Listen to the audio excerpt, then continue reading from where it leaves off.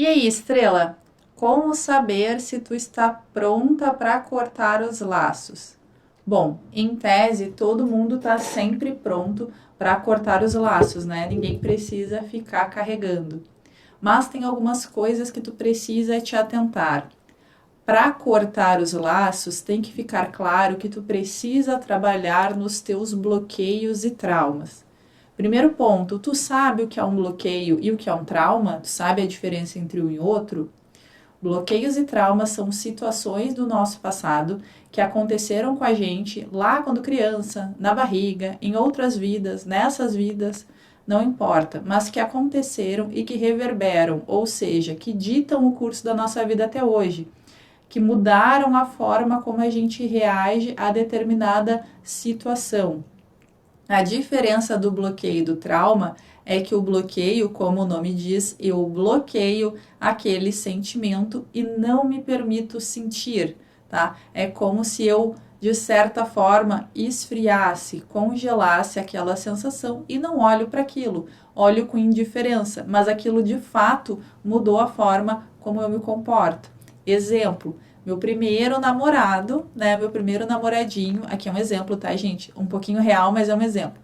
Meu primeiro namoradinho ficou com a minha melhor amiga, né? Jurava amor eterno e aí resolveu ficar com a minha amiga. E a minha amiga não era a minha amiga, era a minha melhor amiga, né? E os dois resolveram ficar juntos, né? Porque tinham muitas afinidades, mas poderiam ter me comunicado antes, né? E não enquanto eu estava namorando. Naquele momento doeu e depois eu bloqueei. Não sinto mais nada por essas pessoas. Porém, eu demorei muito tempo para voltar a confiar em novas pessoas. Eu não sentia nada, quando eu lembrava daquilo não me causava emoção nenhuma, mas eu segui desconfiando e afastando as pessoas por muito tempo. Toda vez que alguém chegava muito perto de mim para me fazer sentir, eu afastava. Então existia um bloqueio emocional, onde eu não me permitia sentir nada, raiva, mágoa, tristeza pelo que me aconteceu, mas eu também não me permitia sentir novos sentimentos com outras pessoas. Toda vez que alguém chegava perto demais, eu afastava. O que é o trauma? O trauma é quando eu estou vivendo aquilo constantemente. Eu não esqueço, eu não paro de sentir. Aquela dor não cessa. Toda vez que eu lembro daquilo ali, eu sinto a mesma sensação. De novo, de novo, de novo e de novo. E isso a gente gruda naquilo ali, tá? Depois a gente vai falar de bloqueio de ganho secundário, mas aquilo a gente usa como uma muleta, como uma tábua de salvação. Eu sou dessa forma porque alguém me traiu. Eu me tornei uma pessoa fria porque quando eu fui calorosa, as pessoas me usaram e me magoaram. A responsabilidade e a escolha de como reagir é minha. Se eu fui traída, algum sinal eu ignorei. Eu dei permissão para essas pessoas me traírem. Não é congelando os meus sentimentos que eu vou resolver isso. E não é desconfiando de todo mundo. Uma pessoa não é igual a outra. Se tem uma situação se repetindo na tua vida, é porque tem uma lição. Não é pessoal, não são as pessoas que tu escolhe que são ruins. É tu que tá com dificuldade de aprender a lição. Enquanto a gente não traz pra gente essa responsabilidade, a gente não muda, a gente não evolui. Outra questão também muito forte é o lixo emocional, que ele está diretamente ligado com tudo isso. Lixo emocional é quando eu não deixo nada. Sabe quando tu vai acumulando, acumulando, acumulando coisas dentro de casa? Tu come um chocolate e guarda o papel. Tu come um nuggets e guarda a embalagem. Quando tu olha, a tua casa tá uma bagunça. Tem lixo por todos os lados e tu já não consegue mais saber se ela tá de fato limpa ou suja. Por onde que tu começa a limpar? As nossas emoções é a mesma coisa. A gente vai acumulando sentimentos, a gente não recicla nada, não tira nada para fora, a gente não libera perdão para ninguém, não libera perdão para nós mesmos, a gente não faz a limpeza, a gente vai se agarrando a sentimentos, pessoas, coisas ou lugares que não fazem mais sentido. Exemplo, eu passei por isso recentemente. O meu grupo social não tinha mais nada a ver comigo, com o lugar que eu estava indo. E aquelas pessoas, de certa forma, me puxavam para baixo. Mas eu tinha muito apego àquelas pessoas. Eu não queria me afastar daquelas pessoas, porque elas ficaram comigo por muito tempo. E elas estavam comigo na minha pior fase. Como que eu me afastaria? Só que parando para analisar as nossas interações friamente, era sempre uma interação de cobrança, onde eu estar prosperando, estar melhorando de vida, era sempre uma ofensa. Exemplo, vai fazer um churrasco na casa dos amigos, eu tinha que levar a carne mais cara, a bebida mais cara, porque em tese eu era bem sucedida. Qualquer vez que eu ia reclamar, eu ia falar alguma coisa, não reclama, tua vida é ótima, maravilhosa, tu não tem marido para te incomodar. Como se isso fosse uma grande coisa. Então, falava, não sei, tô 1 quilo acima do peso. Nossa, não, tu tá magra, quem tá gorda sou eu. Era sempre uma energia de comparação e de competitividade, que não estavam alinhadas com quem eu sou e com quem eu quero ser.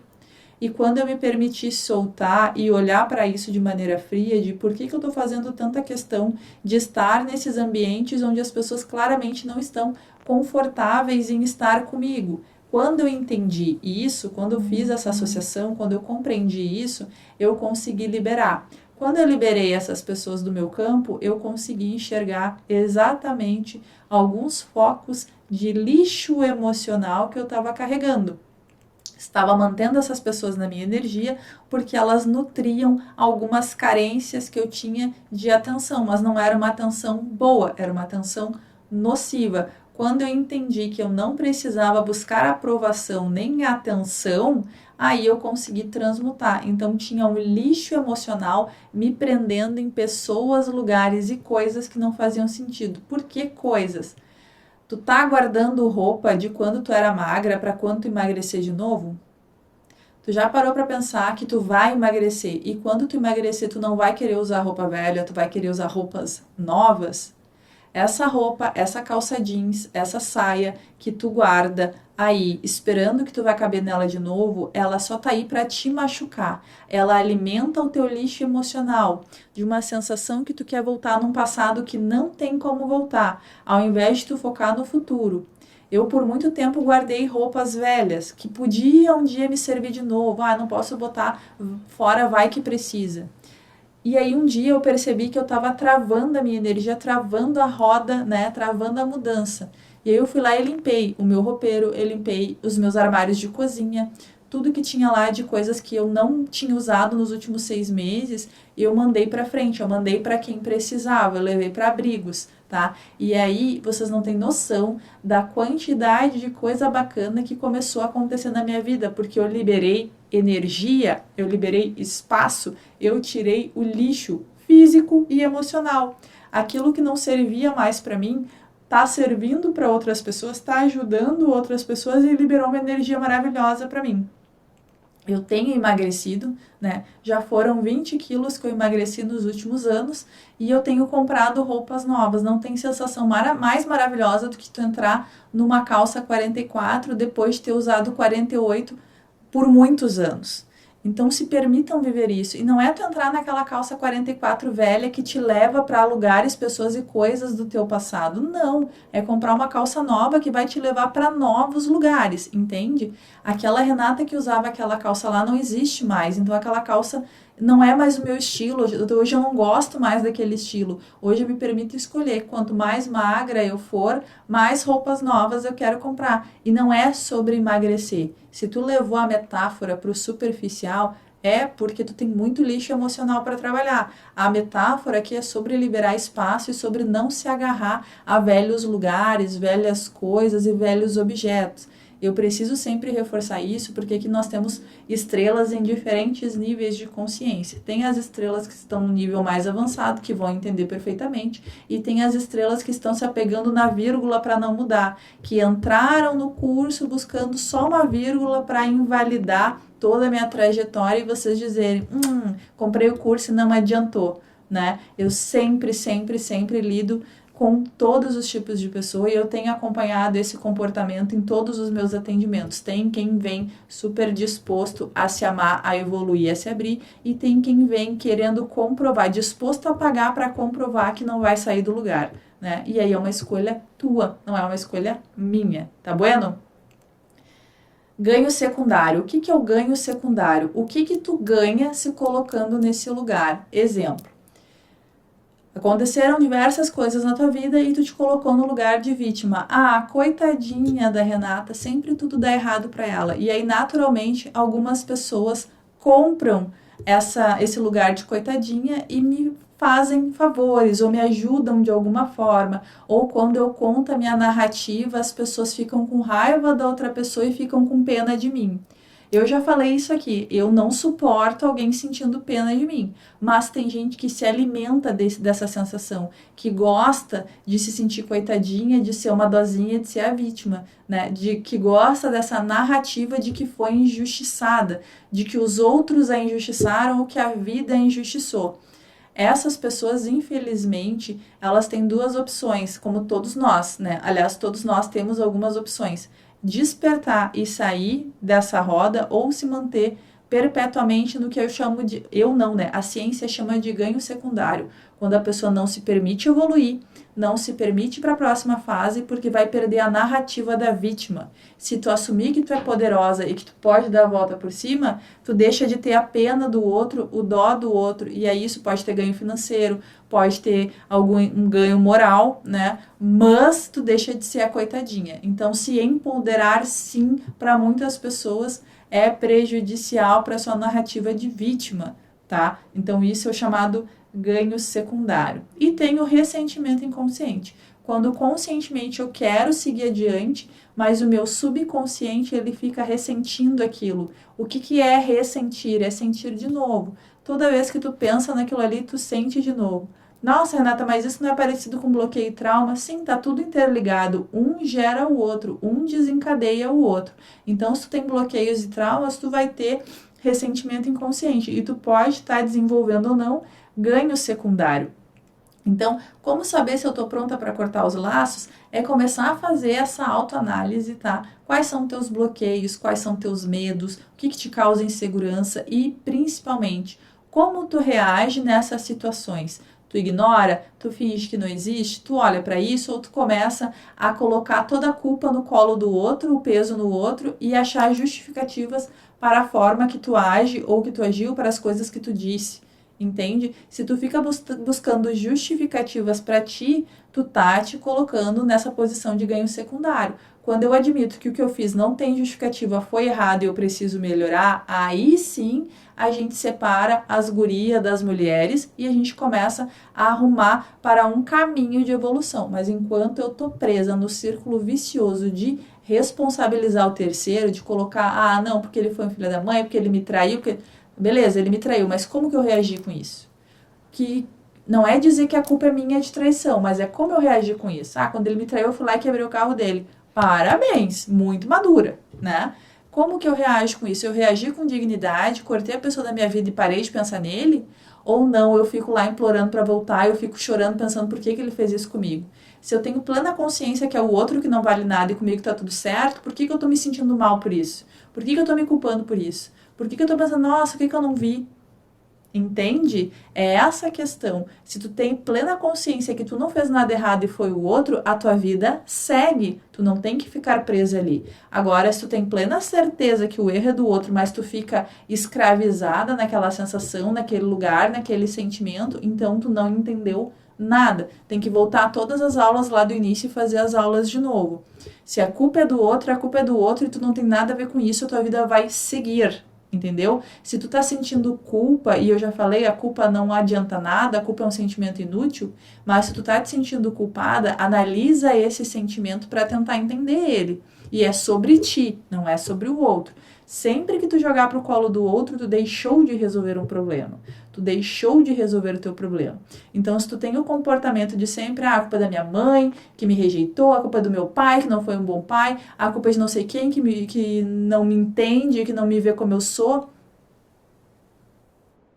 Se a culpa é deles, segue a tua vida, isso não tem que te influenciar. Agora, se a culpa é deles, mas isso te influencia, tem alguma coisa em ti que precisa ser tratado. Minha mãe nunca me deu atenção, por isso que eu sou assim, carente. Bom, então eu sou carente porque eu quero atenção. E se eu quero atenção e a minha mãe não é capaz de me dar atenção, não foi capaz de me dar atenção lá atrás, como que eu reagi com isso? Ah, quando eu não recebi atenção, eu meti o louco e fiz um monte de bobagem. Ou eu fui embora, abandonei e fiquei magoada. Como que eu reajo quando alguma coisa me afeta? Se o problema não é meu, não deve me afetar. A minha vida segue, né? Quando eu me separei, a minha vida seguiu. Óbvio, Um acidente de carro te afeta, mas é uma coisa assim, pra mim tava tranquilo. Eu fiz tudo o que eu tinha que fazer, eu lutei tudo que eu podia lutar, até que eu cheguei um momento que eu não tinha mais nada pra dar naquele relacionamento. Hora de encerrar. Quando eu encerrei, claro, eu fico chateada por uma relação que não deu certo, fico. Eu fico chateada porque a gente tinha uma filha até certo ponto, porque a gente não deixou de ser pai e mãe. A gente terminou a relação. Pai e mãe, a gente nunca vai deixar de ser. E eu segui minha vida. Eu tava bem comigo mesmo. O grande problema foi o acidente, porque o acidente né, é uma fatalidade, é uma coisa que eu não tenho culpa, né? Nem ele teve culpa, ninguém teve culpa. Então, eu também não tenho culpa. Isso não pode impedir a minha vida de seguir. Não fui eu que bati no carro dele. Percebem? Quando não é culpa minha, quando eu tô bem com isso não tem. Eu não podia fazer nada de diferente para mudar o que aconteceu, a minha vida segue. Eu não vou ficar lá remoendo aquela sensação. Ai, nossa, como tu é frio, tu não sentiu. Gente, eu senti. Nossa, senti pra caramba. Mas eu posso fazer alguma coisa? Não. Tava na minha mão? Não. Eu tava junto dentro do carro? Não. Eu tava dirigindo o carro? Não. O que me sobrou? Sobrou resolver tudo depois. Eu fiz. Assunto encerrado. Vida que segue. Isso não é ser frio, isso é ser adulto. De novo, gente, aula do arquétipo do adulto. Assistam, tá? Deixa eu ver o que mais que tem ali. Autossabotagem, tá? Aqui a gente tá falando da reversão psicológica, tá? Tô fazendo tudo certo. Aí, vou dar um exemplo que com certeza tu já passou, né? Tá ali, terminou um relacionamento, viveu o teu luto e tá começando a se reconstruir. Aí aparece uma pessoa super incrível, alto, forte, bonito. O que é incrível pra ti, né? Pra mim é alto, forte, bonito, inteligente, sorrisão, sabe conversar, uma pessoa batalhadora, né? Que tem ideais, que tem princípios firmes, né? Que tem é apegado à família. Isso dá uma mexida comigo. Daí a pessoa chega e a primeira coisa que eu penso é, nossa, bom demais pra ser verdade. É pegadinha. Daqui a pouco vem a sacanagem. Não vai olhar, capaz, não vai olhar pra mim. Tu viu fulano tava olhando? Nunca, tava olhando pra ti, pra mim não tava olhando. Isso é a tua reversão psicológica. Tu tá fazendo tudo certo pra ir pra tua próxima fase.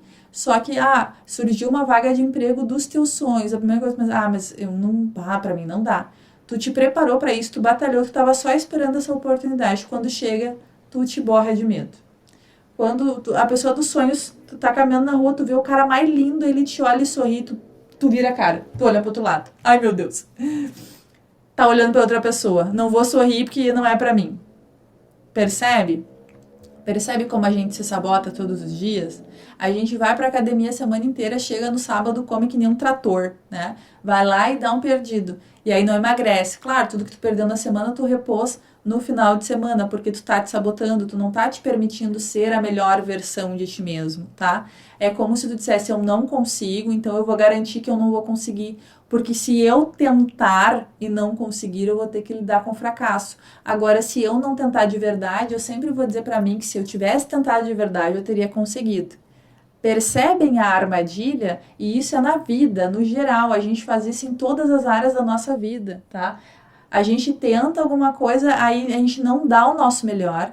A gente tira o pé ali, porque se eu der o meu melhor e não der certo, eu vou ter que lidar o fracasso. Aí dá errado, porque a gente não deu o nosso melhor. E diz, não era pra ser. Que não era pra ser o quê, gente?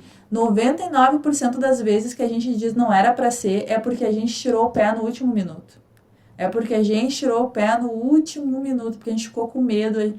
Não, se fosse pra ser, tinha corrido atrás de mim. Tu não é criança. Tu não é criança.